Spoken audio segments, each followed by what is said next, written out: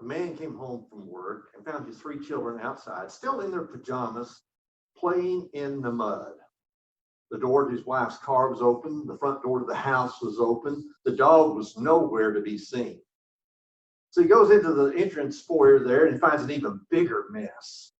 The lamp had been knocked over. In the living room, the TV was loudly blaring on a cartoon channel. The family room was covered with toys and piles of clothes. In the kitchen, dishes filled the sink. Breakfast food was spilled on the counter. The refrigerator door standing wide open. Dog food was on the floor. He quickly headed upstairs, stepping over toys and more piles of clothes. Looking for his wife, he thought maybe she's ill. Maybe something has happened. And as he gets upstairs, he sees a small trickle of water coming from the bathroom. He looks in there.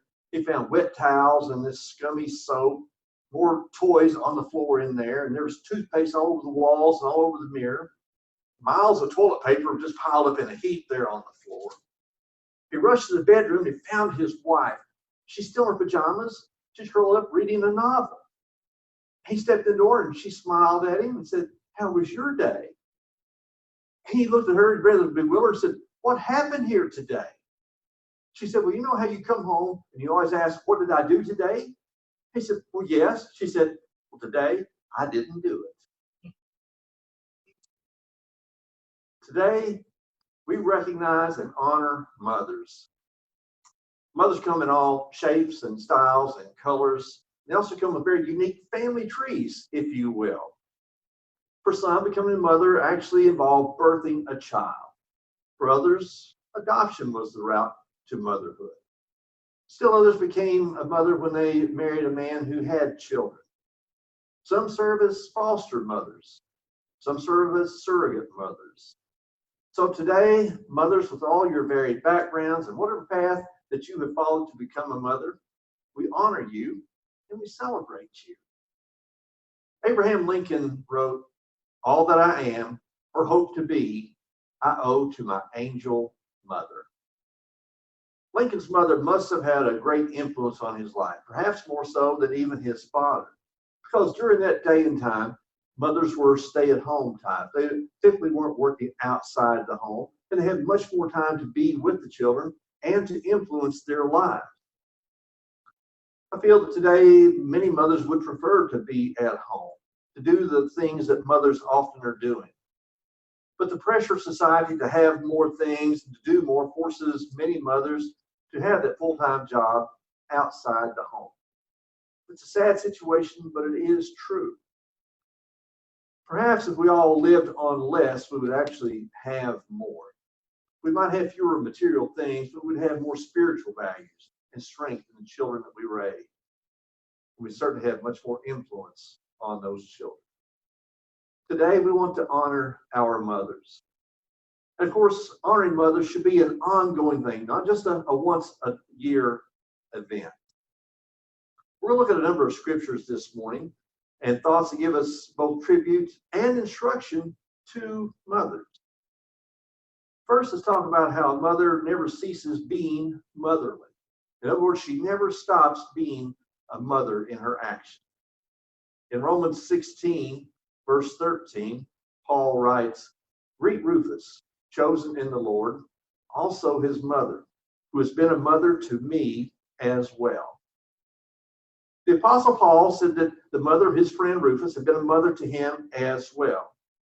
And no doubt she had concern for Paul as she would her own children. She might have done things, perhaps she has cooked for him. Maybe she's prepared some clothing or made some clothing for him.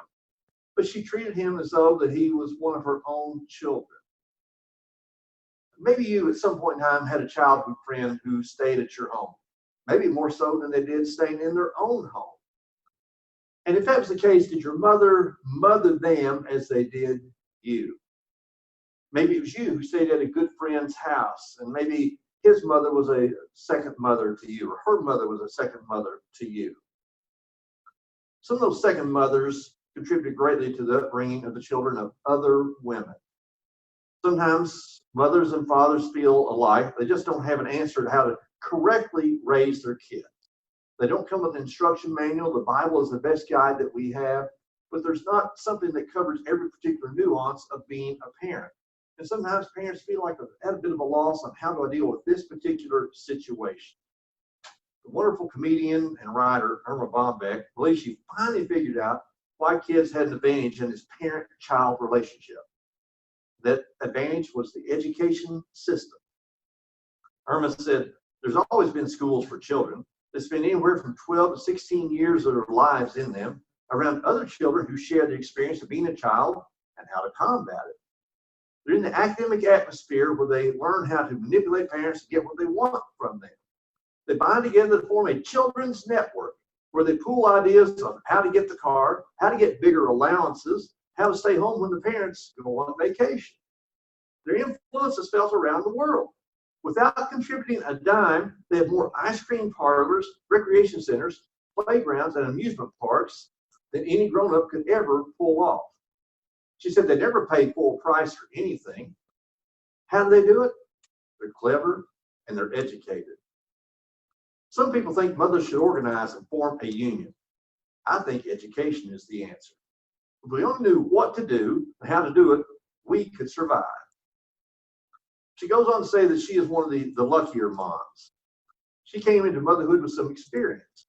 Irma said, I owned a Yorkshire Terrier for 3 years. At 10 months, my children could stay and heal. At a year, they could catch a Frisbee in their teeth in midair. At 15 months, after weeks of rubbing their nose in it, putting them outside, they were paper trained. Once a mother, always a mother. Even when a mother ceases to have children at home, she's still a mother and does motherly things, even if it's a matter of mothering someone else's child. Did you ever have a second mother? That is, did you ever have a woman in your life whom you considered to be a second mother to you? Elizabeth Edwards was the wife of John Edwards, a former U.S. Senator from North Carolina. And Elizabeth died from cancer. She left behind not only her 3 children, but a grieving former nanny who said Elizabeth was like a mom to her, too. She said, I lived with them for a lot of years, every single day.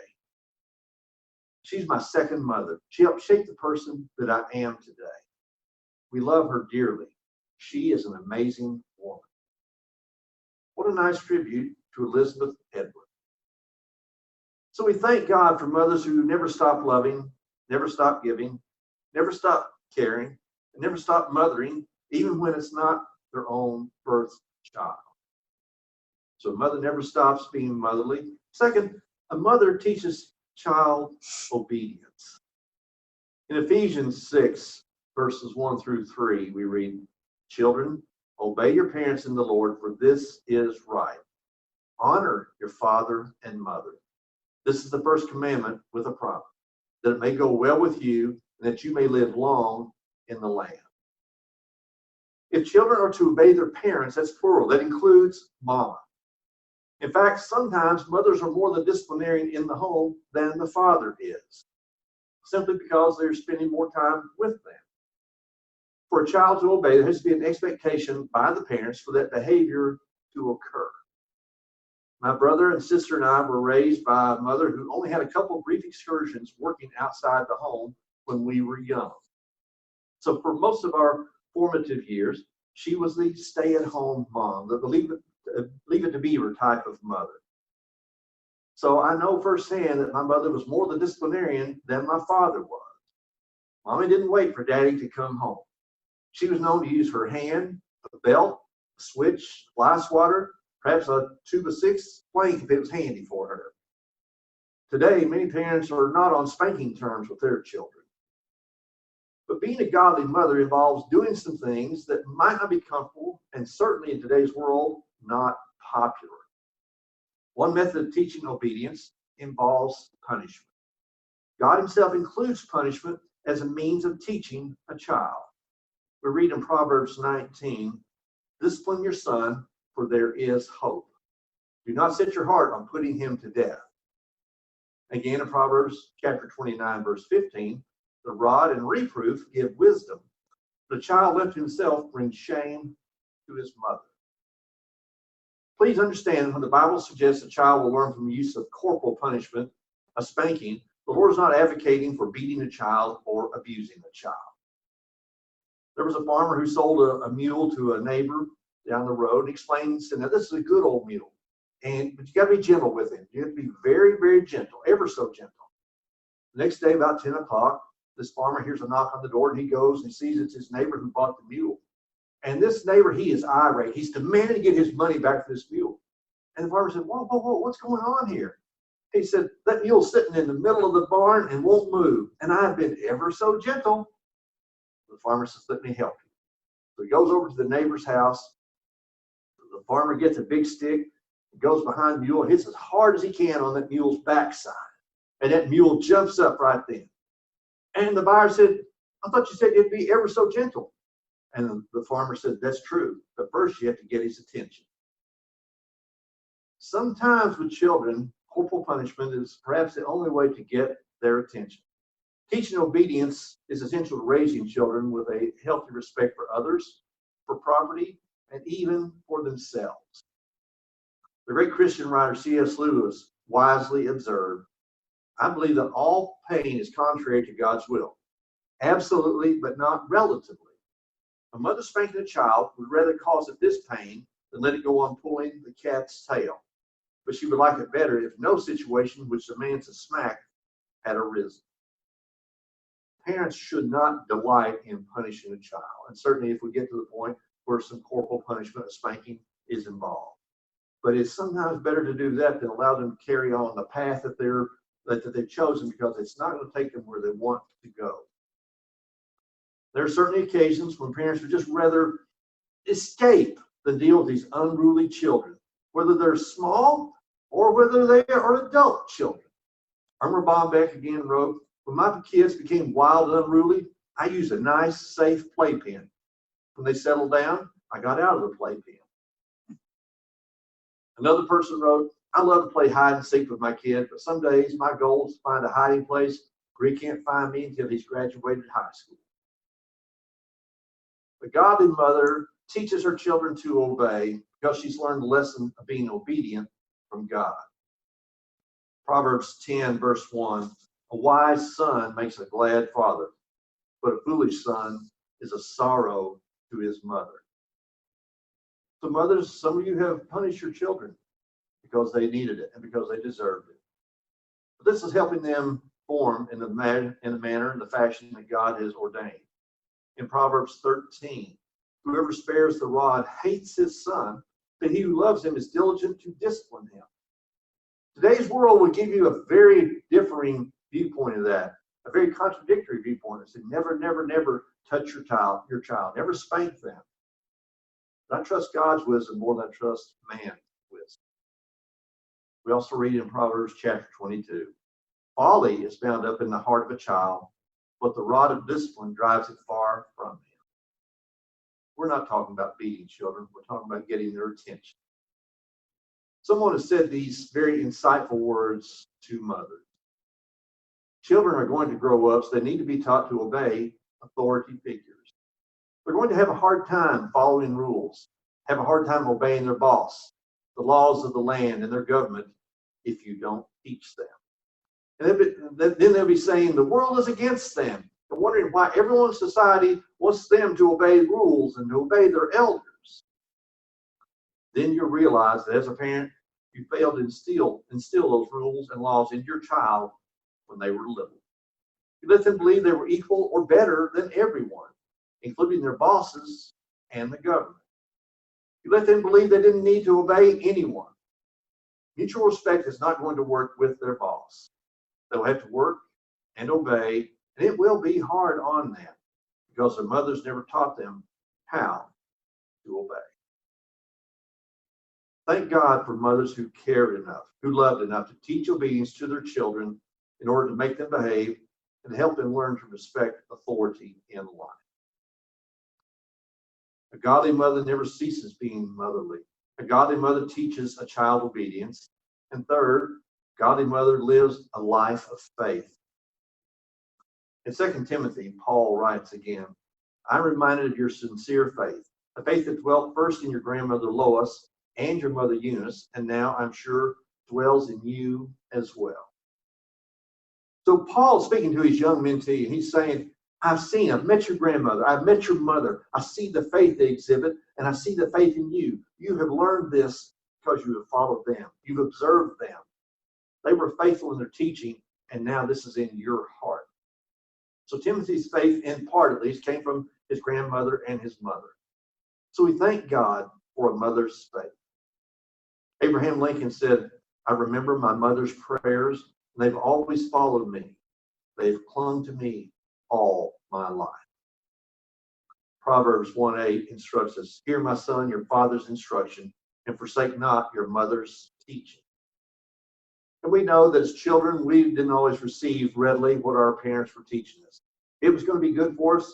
But like Abraham Lincoln, if we recall those, we look back now and we say, that's what they were trying to help me with. That's what they wanted me to learn. Some kids got it early. Some of us, we were slow learners.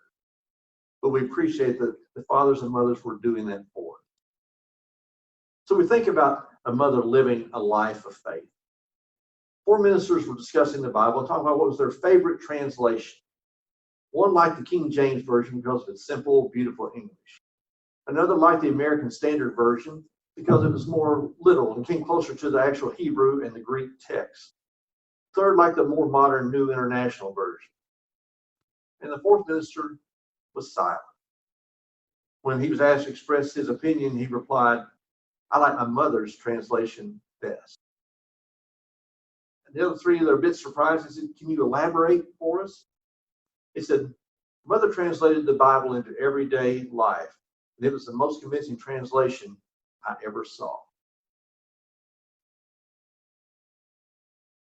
A great person has written a poem. It's a tribute to mothers. She was just an old-fashioned mother. She did not pretend to be smart. Care for her home and her dear ones was the wish that was first in her heart. We were raised by the old-fashioned rules so sparsely employed today. And when we so richly deserved it, we were spanked in the old-fashioned virtue. A good name is far better, she'd say, than all the wealth of the nation, and truth is best any day. She believed in the old-fashioned Bible. She trusted in old-fashioned prayer. She told us that Jesus would hear us if we'd speak anytime, anywhere. Thank God for an old-fashioned mother, for the Bible and old-fashioned prayer, for the old-fashioned faith that is looking for our Lord to appear in the air. What are the things that are important to you as we consider Mother's Day? It's essential that we always remember that mothers, they never stop being motherly. We know that they have been so beneficial to us because they continue to teach obedience. We know that mothers were incredible to us because they lived out their life of faith, and that served as a role model for us. So mothers everywhere, thank you for following God's calling on your life. However you wound up in motherhood, thank you for stepping up and following what Jesus has said is important for you to do. We pray today that you are blessed by the Lord and that we are blessed by your family.